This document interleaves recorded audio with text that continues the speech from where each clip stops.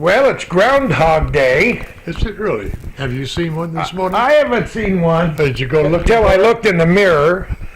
And then I shaved and things got a lot better. And a lady sent me a picture that her little 7-year-old boy had drawn in class yesterday of a groundhog, and it was absolutely perfect. Wow. So we don't know what Puxatawny Phil's been doing this morning. You haven't found out? We haven't found out yet. Did he see his shadow? He saw his shadow. I think you should find out. You know, with this winter, who knows?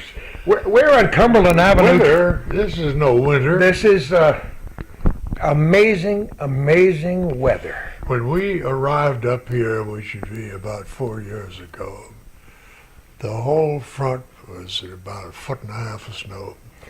Really? And the moving people were just wonderful. I don't know how they did it. The big van drove up. And they unloaded in a hurry, I'll tell you. But it was snow all over the place. Last year there was snow all over the place around this time of year. And by the way, in case you wondered, since you just looked in that window that is your television set, with whom we're talking, yeah. Wallace Westfeldt. Yes. It's about time we got to come to your house on Cumberland Avenue in Plattsburgh. I'm glad you came. I've been waiting for you. I hope you didn't miss any meals or anything. No, I don't miss meals. You know, it's so interesting because I followed your career for a long time, never dreamed you were in town here. And my son-in-law, Roger Wright, retired from the corrections business and got into real estate. And you and he got hooked up. Yeah, and now he's a millionaire. Is he? He never sends me a check. I don't know. But he told me about Westfeldt, Wallace, moving in here some years ago and said I had to talk to you, and it took all this time for me to get up the gumption, I guess. Well, that's all right. No, come on. And then my good friend Dickie Crawford, the B-man from Morrisonville. Oh, he's wonderful. I love to talk to him about bees. He was in here the other day. And I said, how the bees doing? He said, I don't know. I said, what do you mean you don't know? He said, well, it's too cold for me to go out and check. Isn't that amazing? And I keep up with this whole thing that's decimating the hives.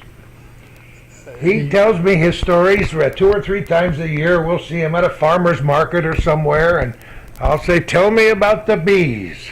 Well, he's really an expert. He's an expert and a good guy and a great square dancer. He's in the square dance club up here at the fairgrounds. That's what I understand. They call him the dancing beekeeper. Isn't that the dancing beekeeper? They've called me lots of things, but never the dancing beekeeper, I'll tell you that. We're so delighted to be here. I'm glad you're here. You know, I've stayed away from television as much as possible because I figured, you know, once you finish something, you're finished with it, and you don't do anything with it. And I was asked by Tom Hollick to do some stuff at PBS, and then I did one other thing with somebody. I can't remember right now. My mind is soggy. So Tom's a good guy, a really nice gentleman. We were happy when he went to PBS. Yeah, I think it was a smart move. Yeah. And he does very well. You know, he's got a good niche there. But I figured that, okay, you know, once you're finished, you're finished. So don't fool with it anymore. You know, isn't that funny? Some people, I call it next chapter, turn the page. Absolutely. I left the radio business after 36 years. Never went back in the radio station, and Calvin was at my doorstep within a very short time because a friend of ours, the late Bob Venn, who had done many of these programs with Calvin, had the bad sense to die on us. So Calvin says, welcome aboard, and we met through an insurance company that Calvin was hooked up with called Woodman of the World. So it seemed like a natural progression. So here we are. We've averaged one a week. Since July of 1997. So that's getting close to 800 now, I would say, in the 700 some mark. That's amazing. That really But is. Calvin has been doing this since the early 80s, covering local I know. events, and it's a nice thing to carry that camera I around. think it's a good idea.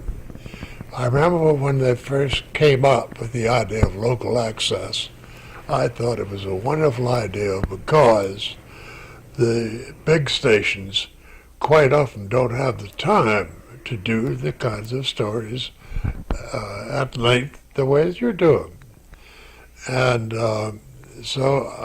but I've never been on local access television. It may not be the biggest thrill of your lifetime, No, but I got to tell you, for me it is. I'm just looking forward to it, because it's amazing when you start looking around in a community what you can find. This is a great community. It's a Yeah. great region we live in. Oh. We crow about it all the time, but for a Baltimore, Maryland transplant like yourself, Well, I didn't understand where. I didn't move up to the North Country until Miriam and I were living together, and she come up in the summer when her late husband died, and we were, we were at a party together in Maryland, a dinner party, and everybody was waiting, having more drinks, and I said, "What are we waiting for? If I have to wait any longer, I'll have to have another drink." And my cousin said, "We're waiting for Miriam." I said, "What's a Miriam? I don't know what it is." I love it. I love it. And in she walked. And there's a big dinner party, and everything quieted, and people rushed up to her and so on. And we got in a big argument that night over Tom Brokaw's book.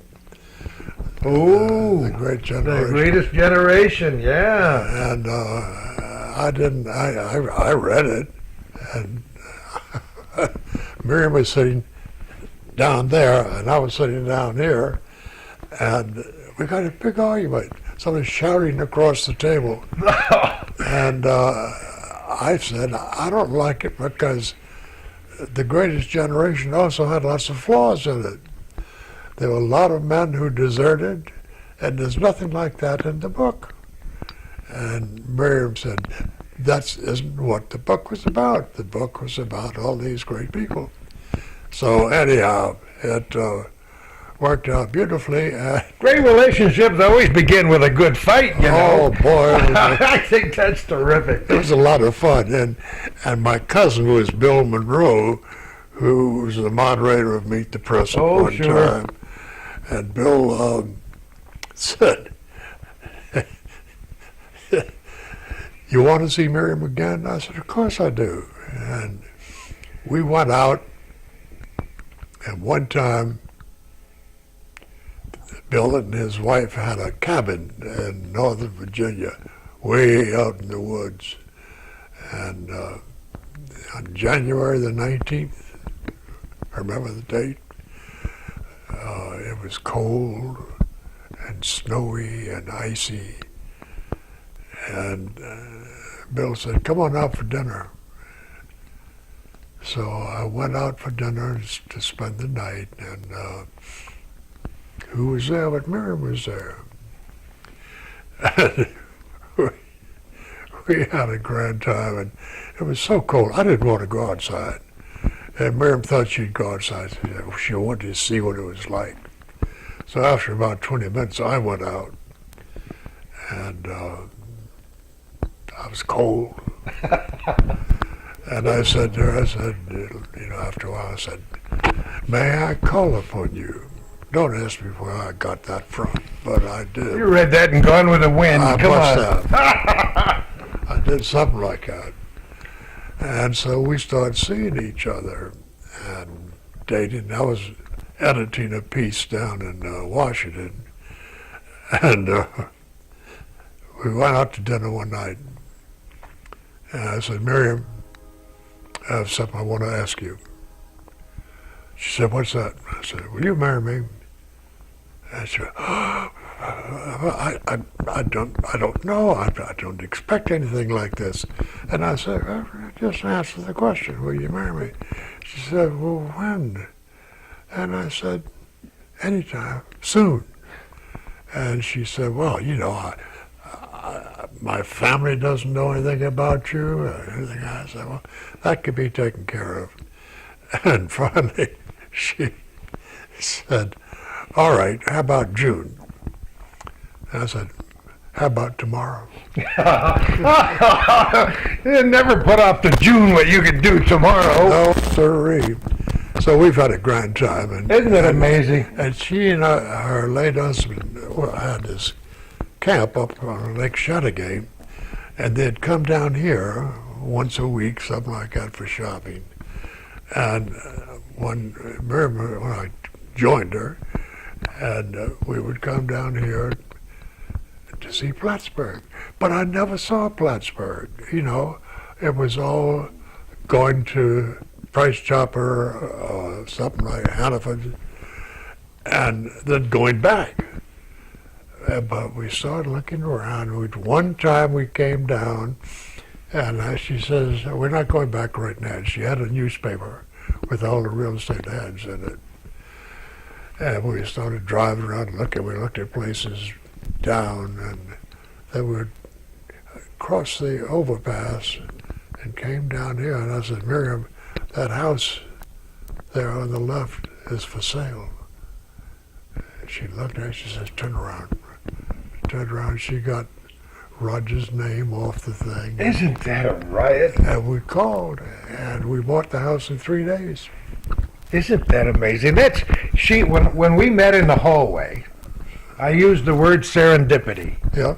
And it's one of my favorite words. It's a great word. Because if it weren't for happenstance, a lot of the great things in history would never have happened. Absolutely. No, that's why it's so wonderful. And we moved in here, and we've loved every minute of it. You know, we've had a great time, and I intend to stay until I kick off. And Miriam's younger than I am, so she'll be here longer. And she loves this house. It's a great house. I loved it. I loved it when I drove by it. Never knew anybody who lived in this house, although Dickie Crawford said he worked for a couple of the previous owners. Yes, he did.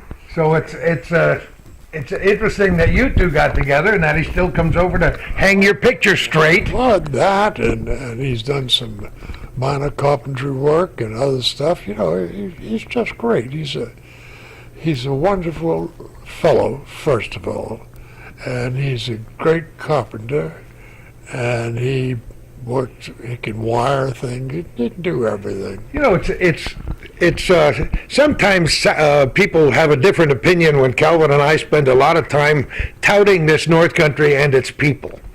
And when we were trying to save the Plattsburgh Air Force Base in the first go-round way back when, we used this phrase, quality of life. But the quality of life is pretty special around here, as are the people, and you've just described a few. I think so. I mean, I had no idea what it would be like to live up here for 12 months. And that's what we do. We don't go to Florida during the winter. Nor do I. Here. And I love it. And I love seeing snow come down. And because of my physical incapacities, I can't shovel. So you love to watch the snow come. You know what, it dawns on me, here we've been sitting here for the last 20 minutes, and probably a good share of our audience has no idea who Wallace Westfeldt is. And it's not for lack of trying, Wallace. No, I understand. No, But you, where were you born? I was born in New Orleans. Of course. I'm a flatlander. Oh, what a beautiful city. I love it. I left there at age 17 to go to college after having public school education, private school education. I went to college at a little school in Tennessee called the University of the South. And I was one of the largest class up to that time. And the largest class was 100 students. Isn't that amazing? A wonderful little school, and then the war came, and I enlisted in the Marine Corps, and then... Semper Fi. Oh, you know it. So where'd you go in the Marine Corps? Well, I was... we went to OCS in Camp Lejeune. Of course, doesn't everybody? And we went to, before Camp Lejeune, we went to Paris Island. Yeah. And then we went to Hawaii where we got our orders. And my orders stunned me. I was to go and join the staff of Admiral Nimitz, which I did, the Marine Detachment for the Admiral. And I was there for a year, that was 1944. And then when the war ended, we headed back, we thought. And we got to Honolulu, we got orders to go to Japan. Oh my! How about that? Isn't that amazing? So we went to Japan, and I was there for 6 or 8 months. Oh, I had a grand time. And my brother, who was in the Navy Air Corps, was going to come and celebrate birthday with me, fly down. He was in Saipan. And I got a message from him saying, "Dear brother, sorry, but I'm going home. I've got the points, so I'm not going to be there for your birthday." Yeah, if given a choice. Yeah. Oh boy. But, I got back and didn't know what I forgot. I got married in 1944. Just one little thing you left out there, yeah. Well, she died in 96, and she was wonderful. And I got back, and she was living in New Orleans. And we met there again, then went up to Swanee because I wanted to get a college degree. And did that. And then we went to New York, to Columbia, and graduate school. And I enjoyed that, except I found that the classes were filled with young men and women all flashing their Phi Beta Kappa keys, Yeah. which I was not. And also I found I really didn't like the studies, the professors. And my principal faculty advisor, because at Swanee you were told to read, and you read everything there was. And I majored in political science and international relations at Swanee, and I read everything. So when I got to Columbia, there was nothing new. The professors were giving me the same books to read, and which was too bad. And so I resigned from that. But you were in a master's program there. Yeah. That's what I wanted to do. I didn't know what I would. Who knows what they wanted? Gordie, Who knows? I had no idea whether I was going to teach or work or whatever. I just had no idea. So, who knows at that age? When I was 26. Well, I was 24 when I came here to start the radio business. Boy. So, you just don't know. Where did you come from? Well, I was born in Pearl River, New York, in Rockland County, outside of New York I City. know My exactly. dad was a poor preacher, and we moved all around New York State and ended up here in northern New York. I'll be darned. And I graduated from a little high school called Moira over in Franklin County, Yeah. and went on to several colleges, 2 of which didn't really want me at all, and ended up at Stony Brook in the first graduating class in 1961. Boy, that's great. So here we are, talk about going around in circles. But Yeah. then came the Korean War. Yeah, and I was called back in the Marine Corps, but strangely enough, thank goodness, I got stateside duty. And I was assigned to go to Albany, New York, as the executive officer of the recruiting station there. Come on. Yeah, No kidding. absolutely. And it was the largest, it had the largest area of any recruiting Sure. station in the country. And so the first time I came up here, I was driving in an open Jeep. Oh, my. Come on. It was cold, and I remember I spent the night in Plattsburgh with my recruiting sergeant, his wife and family. And then the next day I left to go west. And so I drove up to Dannemora, and I'll tell you, I'll never forget looking That's at an experience. Not in the open Jeep, did Yep. you? I'll Oh, never forget how that prison looked. It's the most forbidding looking thing I've ever seen. You'd never been to Ossining and Sing Sing when you were No. down there? No, Oh, my. and I was going through, and the thought that kept coming through my mind, those poor guys who are in there, well, at least they're warmer than I am. Yeah, they're getting 3 squares and a warm Absolutely. blanket. And then I got out in, when was it, 1952, I guess. 52, yeah. And then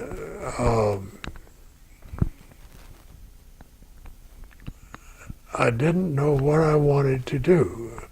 I'd worked as a copy boy at Time Magazine before that. Yeah, I remember reading that. And they had sent me down to Dallas as a training reporter. And this time they said they wanted me to go to Atlanta as a training reporter.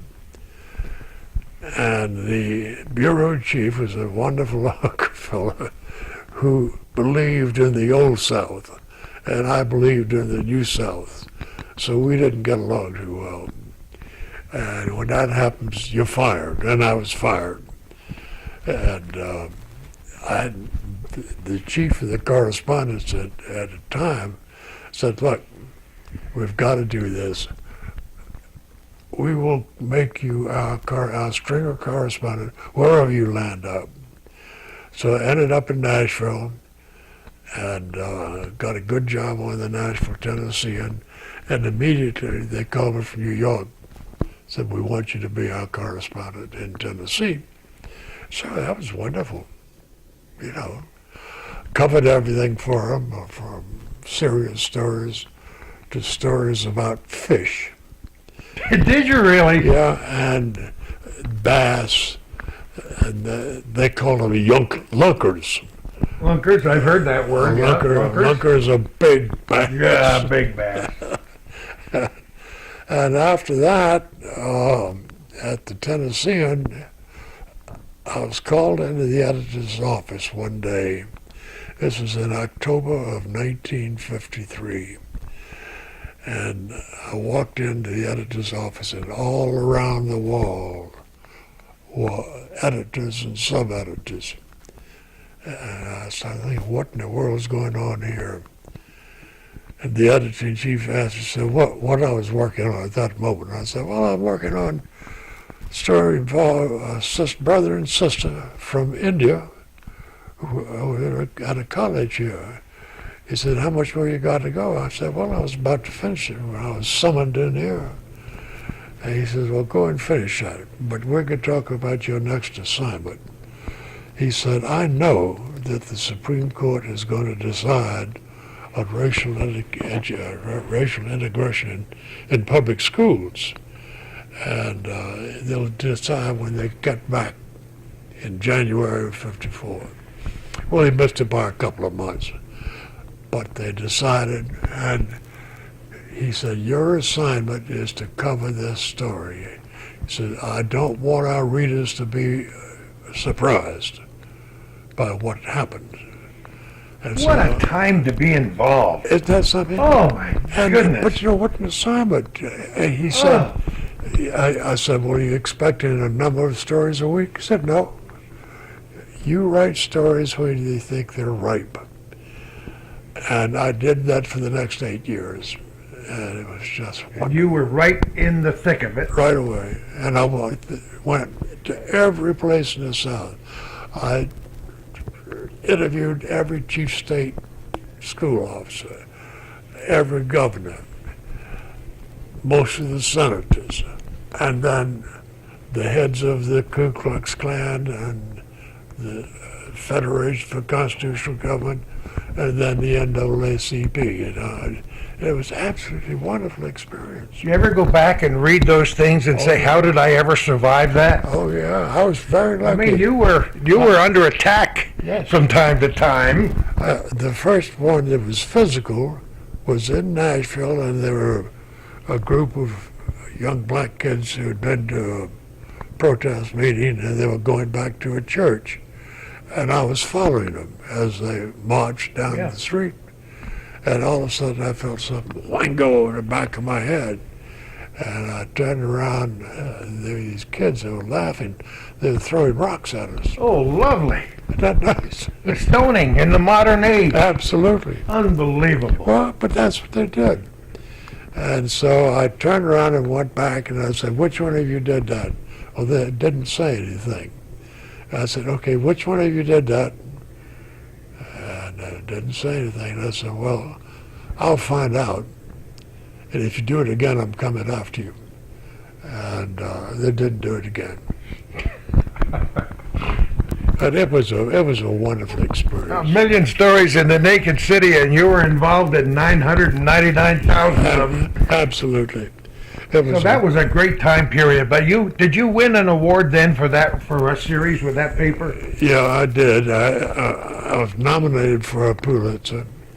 I didn't get it, but I was nominated for it. And That's pretty high class stuff, you know. yeah, and then I won a Reed Fellowship, which gave me a year abroad and $5,000 a month.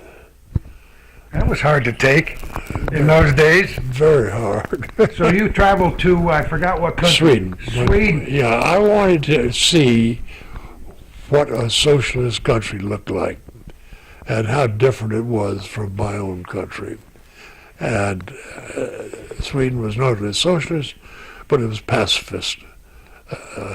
They were right at the point where the U.S. and Germany met during the war. It was a fascinating place. I enjoyed that. You had some amazing life experiences Yeah. that the rest of us can only dream about. Well, And they dream on. Oh, yeah. But what an experience. Well, it was remarkable because I had these little countries, Norway, which was outward looking, Sweden, which was introverted, and Finland, which was just crazy. I mean, they were all wonderful people, heavy drinkers, and I was in a car being driven by the head of the bureau chief in Stockholm when we were pulled over, and because Sweden had a sort of like a WCTU, and this woman had spotted us coming out of a restaurant. WCTU, for the people who might be too young to understand what that is the Women's Christian Temperance Union. So I was brought up in that era too. Okay, so Powerful group of people.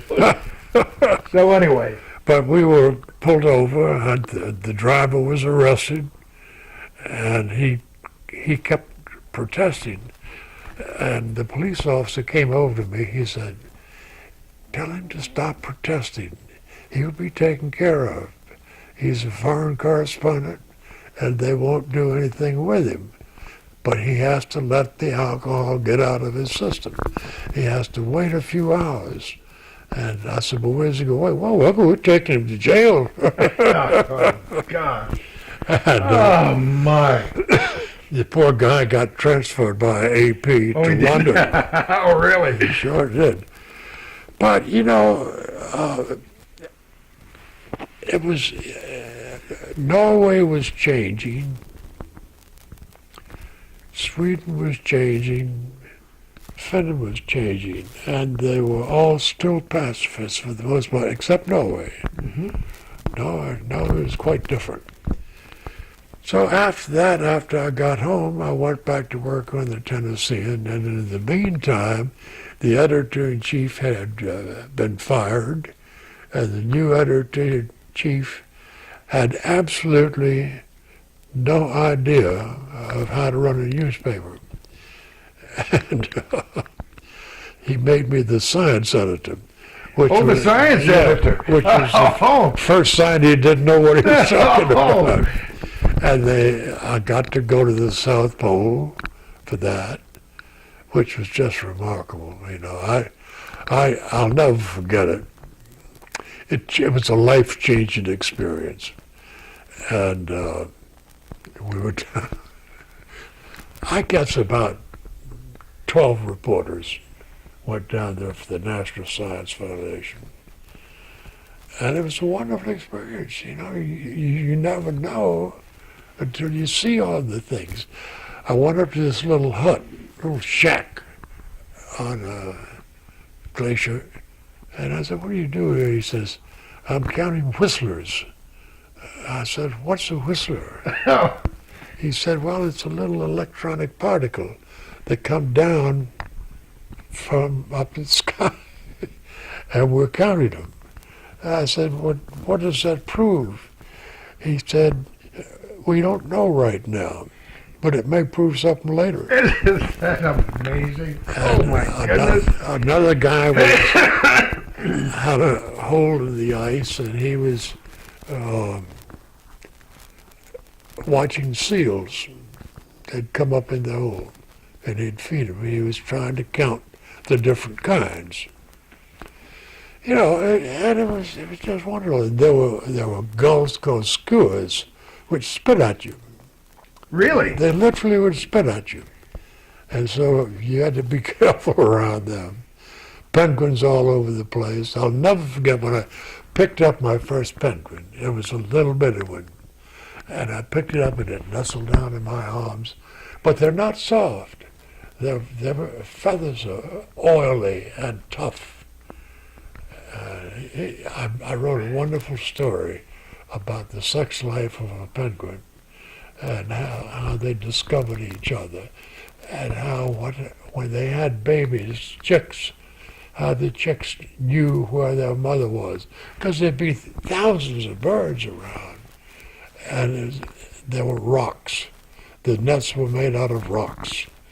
And it was just wonderful. You know, we're in an age in the year 2012, never dreaming that we'd be into this century, let alone still sitting here chatting in 2012. But I mention that because penguins are all the rage now, with all the movies and little kids with these penguin hats. And so when you said picked up a penguin in my arm, all the little ones said, "Did you hear that, Mommy? Did you? He held a penguin, and why can't we have a penguin?" So everything you've done in your life was a life-changing. Yeah, I ran into penguins again in Edinburgh, Scotland, at the zoo. People know the zoo is closing when all of a sudden all the penguins get out of their hiding places, wherever they are, and march down to the gate. And they do it every day. Isn't that amazing? I couldn't believe it. You know, I've been to Edinburgh, but never went to the zoo. I was too interested in the castle, I guess. Well, the castle was wonderful, but I found the penguins at the zoo. So, science editor. Yeah. And that was that a totally new experience for you? That's why I got the job, I think. I think the editor knew that I would bring fresh eyes to it. Von Braun and his bunch were in Huntsville, Alabama, which is not far from Nashville. And so I could go down there and refresh myself about what was going on in the missile business. And Von Braun was just one of the most outgoing people. Yeah. And he was very nice. Oh, that's just an amazing experience for you. It was lovely. So you did the science bit for how long? A year. Now, you know, we should tell people that newspapers have evolved Yes. considerably since that time period, and that newspaper, it still exists. Oh yeah, and it's still very good. It was bought by the Gannett chain. Prior to that, it was family owned, and by the owner, his name was Silliman Evans, came out of Texas, and he was a good friend of Jesse Jones, who headed the Reconstruction Finance Corporation. And Jones asked him one time, he said, "Sullivan, how'd you like to own a newspaper?" And Sullivan had been a reporter in Texas. And he says, well, I'd love to, but I haven't got the money. And he says, go to the nearest bank and tell them you're going to buy the Nashville Tennessean for $750,000. And they'll give you a loan right away. Which they did, and he did. And that's how he bought it. Isn't that what a story? I've never heard that story That's a before. good story. And he went in there, and there was an afternoon paper, the Nashville Banner. There were two papers, the Banner in the afternoon and the Tennessean in the morning. And he negotiated with the Banner, why do we compete in the morning? Why don't you? We will concede to you in the afternoon, you give us the morning. So instead of 3 newspapers, there were 2. And the Tennessean was by far the best edited, most aggressive, and I mean, really a very good paper. So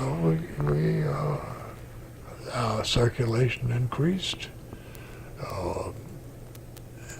And it was being quoted all around the country, the editorials, because of its position in the racial business. Oh, sure. You know, it was rare that you found a Southern newspaper that would do that. So, you know, it was a good time, and then I got my fellowship, which was fun, and then came back to this country. NBC called me up and said, will you help us? And I said, doing what? I didn't trust television in those. You know, I've read that about you so many times. You weren't sure if this medium was going to make it in those I days. had no idea.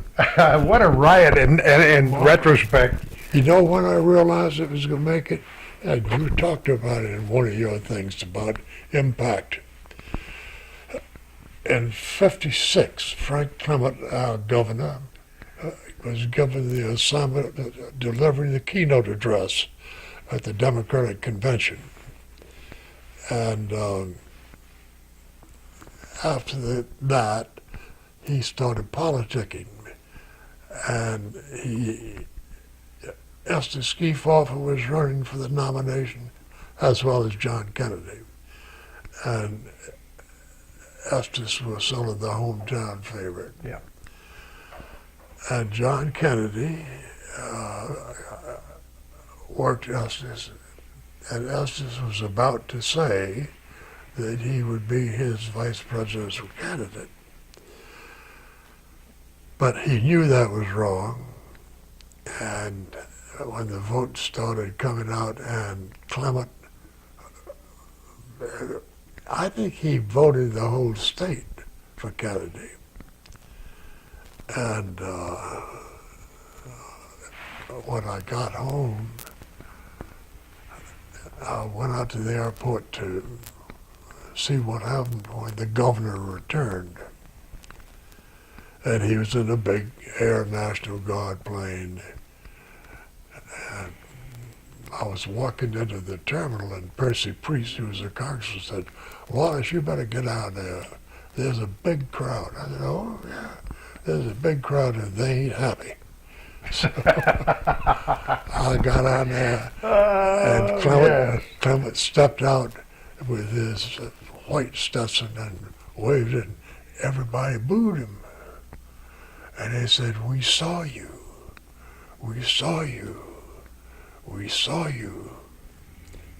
And that was television impact to me, and I thought about it. I said, boy, politicians better watch out. Yeah. Because this is instant, and it's powerful, and if people think that the folks aren't watching, they're wrong. And if you think that was prophetic then, which was 1956, now look back with the perspective of a little age and see what's happening now in 2012. Talk about instant and 24-hour news operations scrounging for a story, taking one story and spinning it and spinning it and spinning it. So I guess you decided after they wooed you a little bit that you might tackle this medium. Well, they called me and asked me to do it, and I thought I'd give it a try. I said, I can't do stuff on the street. I'm not a good street reporter. So they assigned me to NBC White Paper, which is just wonderful documentary. Terrific. For how many years? On and on and on. It was just wonderful. Yeah. So I did that and then started moving up. And I never asked for a promotion, but I went from reporter to writer to associate producer. And Brinkley said, why don't we get him on the staff? And so I got Huntley Brinkley, and they sent me to Washington to be his associate producer, which I was. And then What a huge time in the television business. And you know, Wallace is dropping names like Huntley and Brinkley. they were wonderful. Oh my goodness, good night David, good night Chet. They were just nice men and good reporters. Chet was a little bit lazy at times, but when Brinkley came into work, it was usually 8 o'clock in the morning. No kidding. And I would be at work at 7, and he'd have to walk by my office. So he walked like a moonwalk. He'd go into his office, and I'd follow him. I'd never forget the first or second day. He said, you know, this is the first time any one of the producers has come into my office to talk to me about the day's news. Isn't that wonderful? And you wouldn't have it any other way. No, how could I? Yeah. You know, so it was a good thing. And then a couple of years later, he said, I'm not coming in. I said, okay, where are you going? None of your business. I said, all right. And then later in the morning, the executive producer, wonderful fellow named Shad Northshield, he called me up. He says, where's David? I said, I don't know, Shad. He told me he wasn't going to be in today. He wouldn't tell me where he was going. And Brinkley came at 6 o'clock that evening. He says, come into my office. So I went in there. He says, now I'm going to tell you something, and if it leaks out, you're fired. And what do you can tell me? He says, North Shield is going to be removed in January, and you're going to succeed him. You're going to be the executive producer of this show. Did you take a deep breath? Did you swallow hard? I said, what you been drinking? Oh, what are you on today? You know, so Wow. It was really something. Because I knew it was going to happen. And I knew it was going to be, this was in September, so it was going to be 3 to 4 months away. And that was pretty hard to handle. And I told my wife, obviously, and she said she wouldn't say a word. And I said, don't tell our daughter, because she may inadvertently say something. Let's wait till it happens, which we did. You know, you hardly ever lobbied for the next step in your lifetime. I never did. These plates were brought out to you. They sure were. I was very... By dint of all your hard work and you had established a good, solid reputation. I was very lucky, and I got good assignments, and where you could not fail, you know, they were so good. And so I did that, and finally, when I was executive producer for 3 years, and we went from half an hour, 5 days a week, half an hour, 6 days a week, half an hour, 7 days a week. And that's increasing production substantially each time. Oh, yeah. And I loved doing it, but it was taking my life. and I wasn't getting a chance to be with my daughter. It's hard for people to understand how something like that does consume 95% of who you are Sure, at the time. And it has to. it was You have incredible. no choice, right? None at all. And so after a while, my wife and I talked, and I said, look, let's call it quits on this big job. And I went into my bosses and I said, I'm tired and I want to be relieved of this job. And let me do documentaries again, something like that. So that's what they did. And I did documentaries. And then finally, I got even tired of that. And I think it was showing in my work. And so one of the bosses wanted to fire me, and the other one didn't. And so I stayed. And then I got an offer from PBS, the station in Washington. And they were going to be doing a brand new show, all political. The whole thing was going to be political. First one of its kind. And so I took it. Moved to Washington, and Lara and McNeil were just starting. And the show, He's dropping names again here. Jim Lara and Oh, yeah. Robin McNeil. And Is that when you met Carol sometime during that period? yeah, she was on. Carol Blakesley Cullen, who's familiar to our viewers from the Historical Museum. Yeah, she was on the staff, and that's when I met her, and I knew she stuttered, and I stuttered. Not so much then, but when I was growing up, I stuttered madly. No kidding. I never would have guessed it. And people couldn't understand what I was saying. Wow. And Carol and I got along very well. And I sat around on assignments. I didn't care. Yeah. Why? You know, Yeah. She did a marvelous Oh, job. boy, what a bright lady. Oh, she's wonderful. But it was an interesting time. The show I did was called USA People in Politics. It was all political, all stories. And you laid it up. You Oh, loved we it. had Are a you great kidding? time. We had a great time, and I used. I wanted to have something that I could drop, expand, and so it was a section of the show where I used print and a musical vamp, and it was wonderful. And I had in there, we opened the show with a cover shot, much like Life. And the upper left was USA, a wonderful color picture. I had an agreement with, what was the name of the group? The best photographers in the world. They were just great. And we had a good deal. Once a week, I'd send out one of their photographers with a sound man on a story that I thought was good, and they would do it. And come in and bring, I said, look, you've got the first cut on the pictures, but I've got the final cut. Yeah.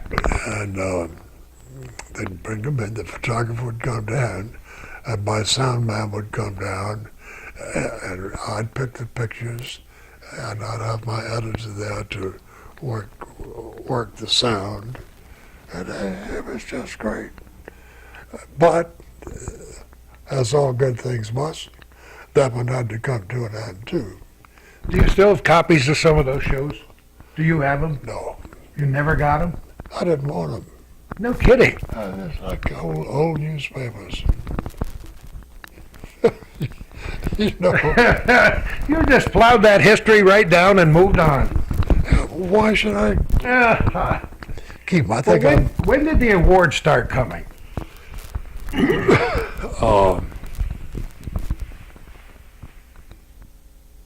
about that time. How many Grammys? 4? No Grammys, but I got 4 Emmys. Emmys. Yeah. I meant Emmys. I'm sorry. I got 4 Emmys and one a year. And then I got a Peabody. And then I got... What was the Peabody for? I decided that this was at PBS, I wanted Bill Moyers to interview Jimmy Carter. And I remember this, but this is so great. Go ahead. somebody said, why? I said, well, Moyers wants to be president. He wants to be president, really bad. And Carter would like to be an ordained Baptist preacher, which Moyers was. Of course he was. That's what makes it a great story. That's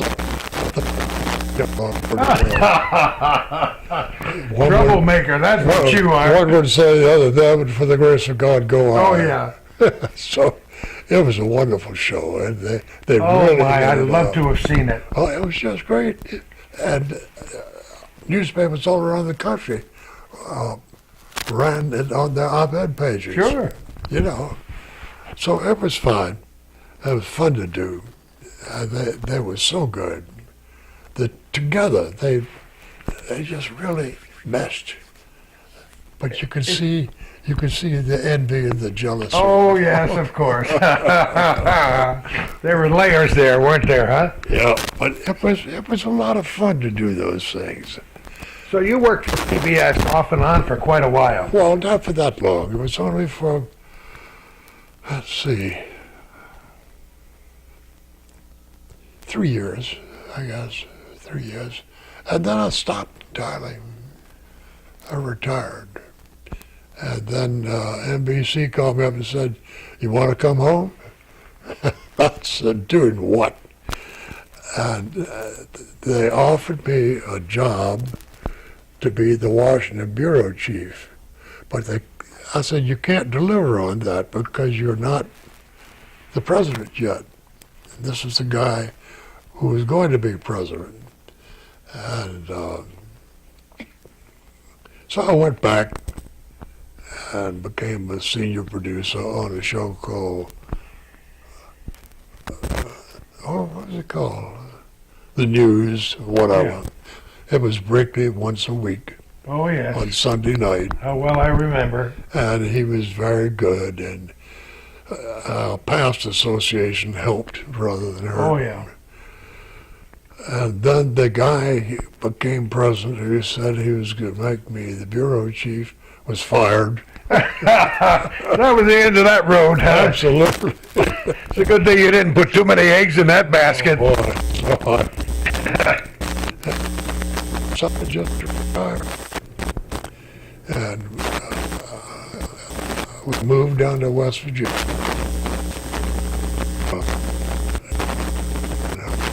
Died. Bill. So I said, let's go there and move to Maryland, which we did.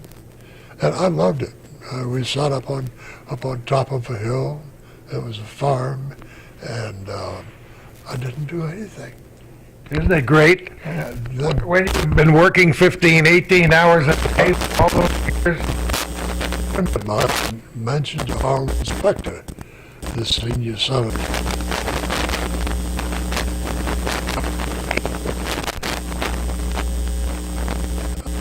Spector called me to see him. What's this about? He said, I'd like to ask the advice about television. I said, you can't go beyond it. So that's what I did for a couple of years. And then finally I wrote on a letter. I said, I've told you everything I can tell you. You know. And so I retired again. And When did you write your book? You didn't tell us about the book.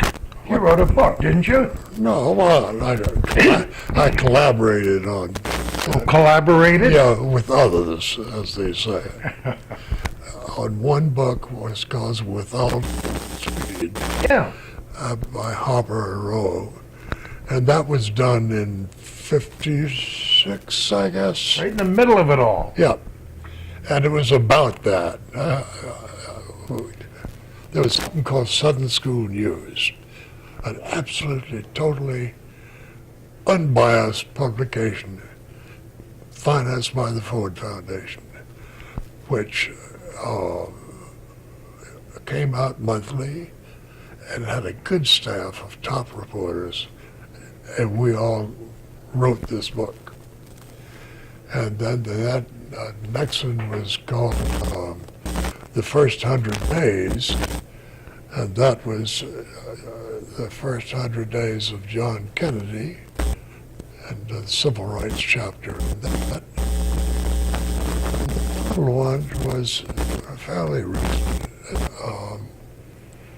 about the justice system, the justice in the press, and co-author with Tom Wicker, who just died recently. Yeah. That's it. And that's all I could do. I'm not going to do any more writing. You're just going to take life easy on the shores of Lake Champlain in Plattsburgh, New York. For those people who've been watching and saying, who are we listening to? Wallace O. Westfeldt is his name. Born in New Orleans, Louisiana. It must kill you when you see all they've gone through over the years down there with the weather and everything else involved. Well, I got out of there as quickly as when I finished college and went to war and then came back, and I went to New York, and I decided that I wasn't going to go back and live there.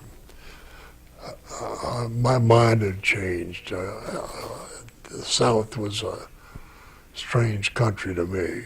Isn't that interesting? Yeah, I decided. Totally different perspective. Yeah. Well, look, you can't go to war and come back with the same ideas in your head. No, you just said that's a quotable quote as far as I'm concerned. Well, that's absolutely true. Nothing is more true. I mean, you meet people from all over with different ideas, different beliefs, and so you're not so precious that your view is the best.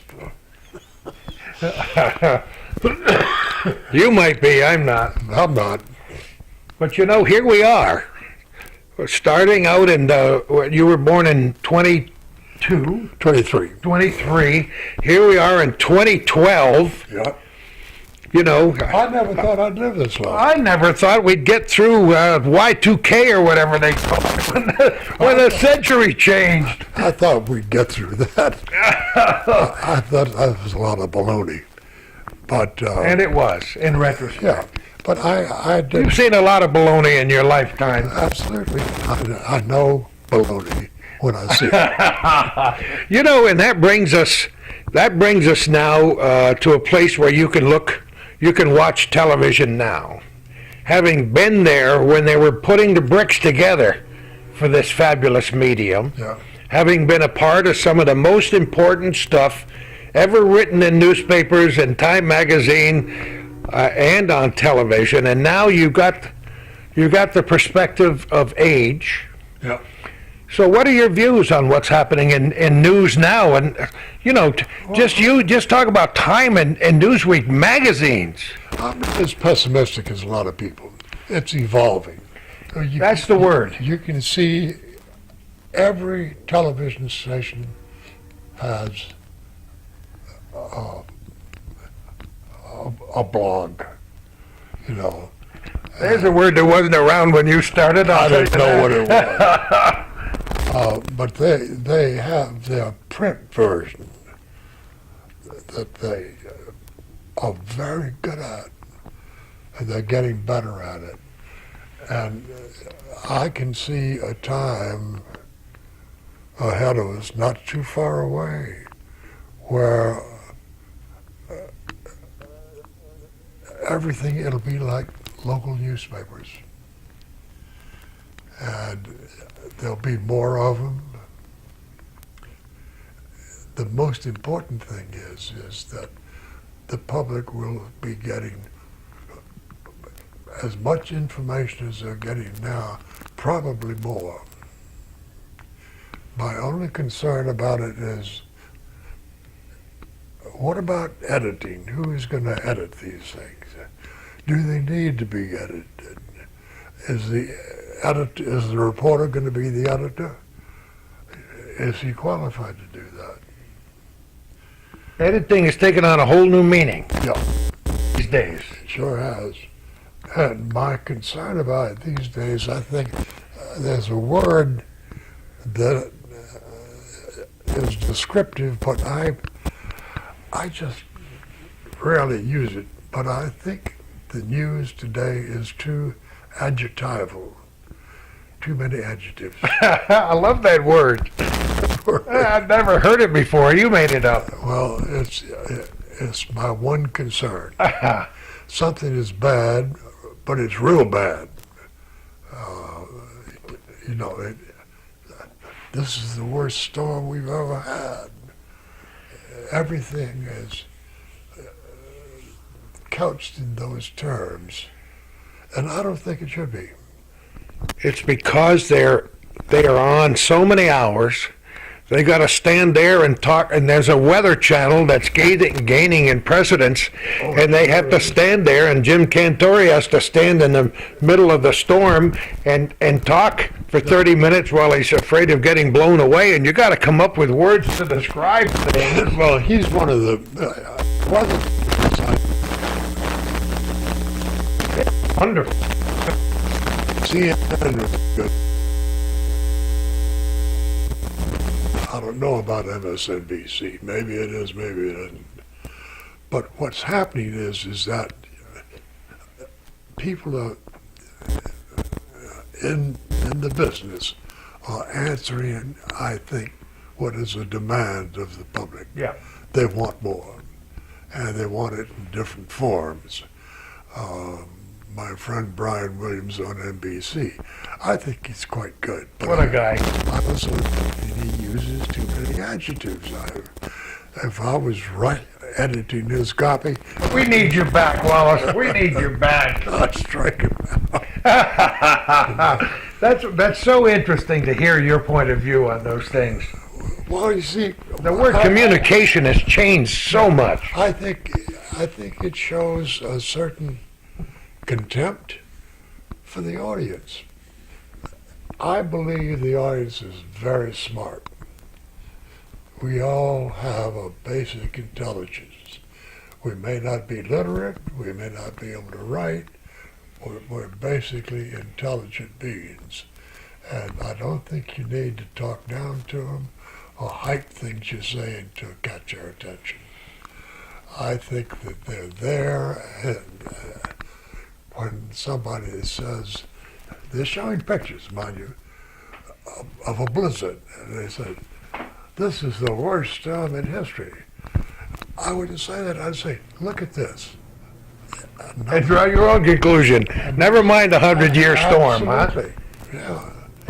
There's so many ways for people to be entertained and informed now.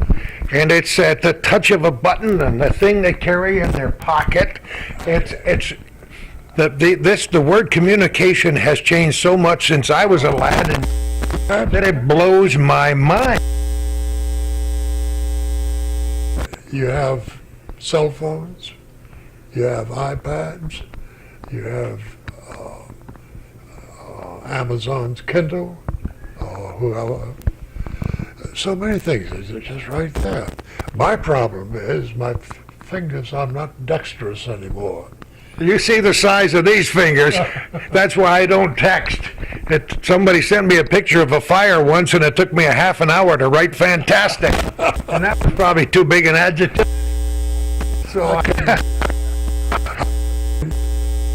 you know, there is something to be said for buying a house on Cumberland Avenue in Plattsburgh and just sitting in the window and shutting everything off and watching Lake Champlain. That's what I do. sit in the chair over there and I'll read books. I'll read my newspapers. Every day I'll read the Press Republican.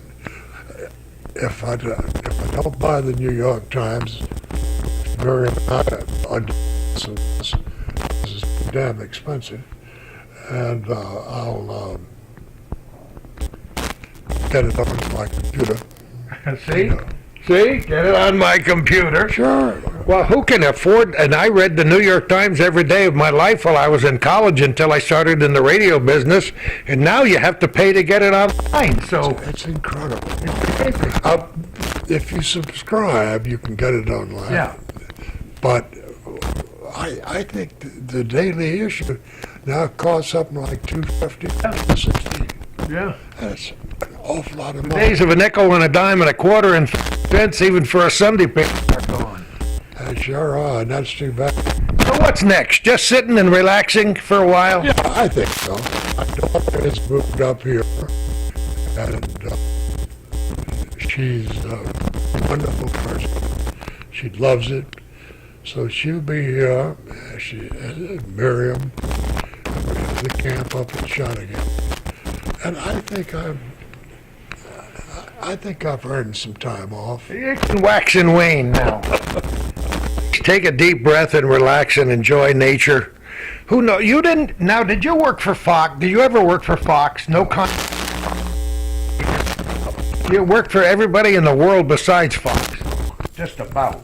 Well, I worked for the Tennessean. I worked for Time. I worked for PBS. I worked for ABC. And I worked for PBS. And then, well, it makes me tired just thinking about that career. So if you want a little R&R on Lake Champlain, Well, that's an idea. I could look out the window and see the lake. I can see whether it's warm outside, because if it's warm, the ice is not in the little bay. you're lucky it's not in your little driveway right Oh now. boy, you know it. Well, we had that taken care of. Yeah, as we're recording this, I won't say it's the mildest winter in history, but I will say that it's very, very interesting meteorological conditions we're facing on Groundhog Day 2012. We had 9 inches of snow in November. And since then, it's been a peddling about. It's nothing. Just a little bit here and there. Probably some this month. A friend of mine sent me an email this morning saying yesterday it was 70 in Manassas, Virginia. Think about it. I don't want to. It's amazing. Wallace Westfeldt, thank you so much for allowing us to come into your home for a few minutes. Thank you for being This here. meeting has been a long time coming, but we'll become fast friends now. Good. I want to. I love it. Okay. I love it. It's just so terrific. Thank It's you so very nice much. to meet you. Thank you for your contributions to this wild world we live in. Well- And I hope people take time in watching this program to reflect on what you went through from the first time you put those Marine Corps boots on until you finally closed the light off in the last office and went home. Yeah, that was a good feeling. It's got to be. I didn't feel any pain at all. I was tired, and I felt I'd done enough, and I'd started as a copy boy at Time and ended up as an executive producer of what I thought was the best network show. And it was. No question about it. Well, I wish you the best of everything in this year and many, many years to come. Well, I'll be here. I know you will. Stop by I can anytime. tell. I can tell. With those One of your 30 cups of coffee. You can have. right here in the morning. Thanks so much. Thanks to Calvin for wielding that camera since 1983, for his long relationship with me for the last 15 years and putting up with all my little idiosyncrasies over the years. We've enjoyed it. Thanks to our viewers who have suggestions and comments, and especially to those who send their nice little generous check so that this thing can continue. into this year and into the next year. We thank you all for everything you do for the North Country, and thanks just for being here. And who knows where we're going to be next time for our little corner.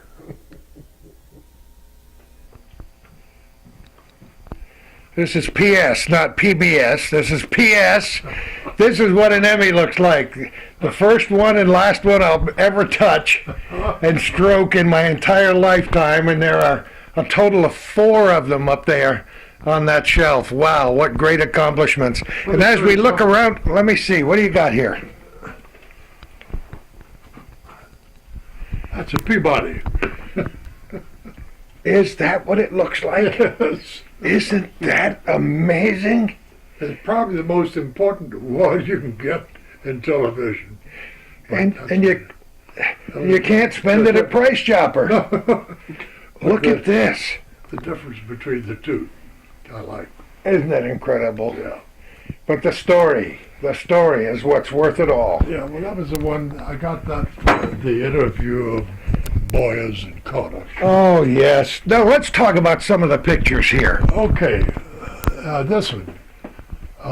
We've been doing the president in the White House, and I love it because the night before we were to do the interview with the president and his wife, I lighted the room, set the chairs, and to keep people from fooling around with chairs, I put a quarter under each leg. So there were 3 chairs, Frost, Mrs. Bush, and President Bush. And after the interview, the president pushed his chair back. He says, "Look at this. There are quarters here." I love it. And I said, "Yes, Mr. President, they were mine." He says, "What are they there for?" And I told him, and I said, 4 under your chair, 4 under Frost's chair, 4 under Mrs. Bush's chair. So he picked them up. And he had them on his, I said, "Here." I said, "No." He said, "What do you mean, no?" I said, "You have to give me interest." Isn't that beautiful? So that's the picture, and that's the belly laugh. Yeah, that was fun. Oh, that's wonderful. What a story. And there's Gorbachev. We did that in Moscow. And David Frost on the right. And Yeah, on our left, on your right in the picture, sure. yeah, and there's President Reagan. And that's just the Oval Office up there. You get a little sense of it. Interesting, because we don't know how the Oval Office might change, though that West Wing is undergoing a major transformation. Yeah, we don't know. We don't even know where the temporary Oval Office will be for the next few months. Probably be in the Executive Office building. That's a picture again of President Bush on his cigarette boat. And what I tried to do with this series, there were 12 candidates that year, I think. And we did an hour with each one, and I opened each program with showing the candidate doing what he did on his out of the office. And President Bush loved his speedboat, and he loved to fish. And up at Kennebunkport, there's a harbor, like so. And so I told the president, I said, what I'd like to do is get you on your fast boat and go out, head north, and then come down, and then come hard right into the little bay there, and then up to the dock. And I had a helicopter, a camera and a helicopter, so I had to see one camera, one on the boat, that's 2, 3, 4, 5, 6 cameras. And so I said, we have to rehearse. So the president got this boat, and they went out, and instead of going north, they went south. So I had radio contact. I said, Mr. President, you really haven't mucked it up. He said, what do you mean? What do you mean? You were supposed to go north, and you went south, and it won't work. He says, "Oh, I'm sorry." Tell the president what to do, right? So he went up north and came down, and it was a wonderful opening. Turned out well. Yeah, and there he is. And that was fun. And these are old newspaper days. That's a elementary school in Nashville. The guy with the hat on is was a racist, trying to intimidate the children. And we were waiting for him to come out. This was the first house of the Gores on their property in Tennessee. And two old guys who knew Senator Gore when he was growing up. Wow. And down there's just a sitting room picture. I love this. I love this. Well, who did it? A guy in Canada. And, What a classic drawing. well, I loved it. Brinkley hated it.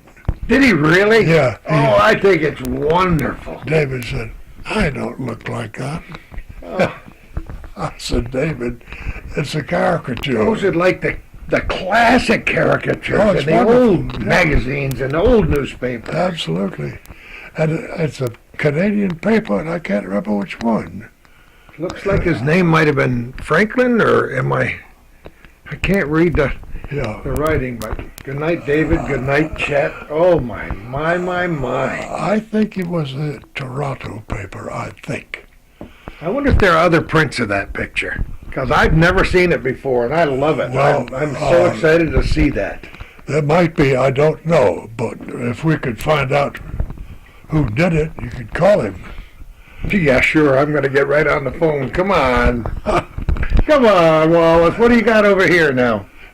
That's down at the South Pole. Oh, yeah. This is on a swift boat, fast boat in Vietnam. That's a funny story in a way because I went over with Huntley, and NBC wanted Huntley in a combat situation, but not so much so that he would be killed. Yeah, I can understand that. Yeah, yeah, good move. So we worked it out. There was a ship in the South China Sea called the Tortuga, and it had swift boats and helicopters, and they would go up rivers and so on. And on this one, I was in the second boat. Huntley was in the first boat. Camera, still, television. And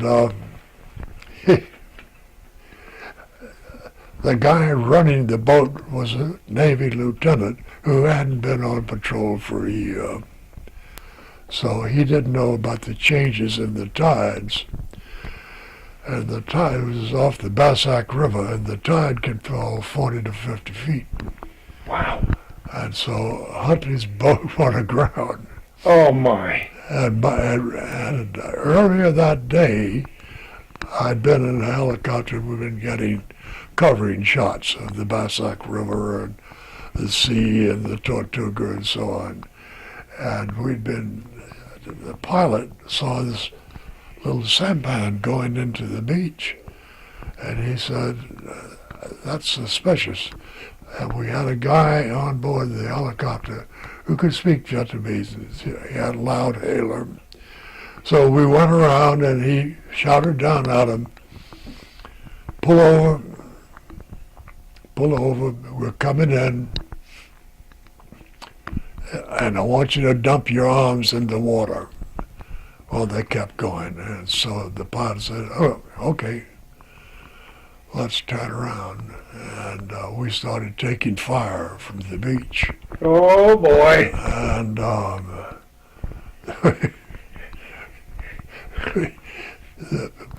the pilot just blew him out of the water, you know. Did he really? Yeah. Oh, And when we got back on the ship, he said, "Come with me." And I went with him.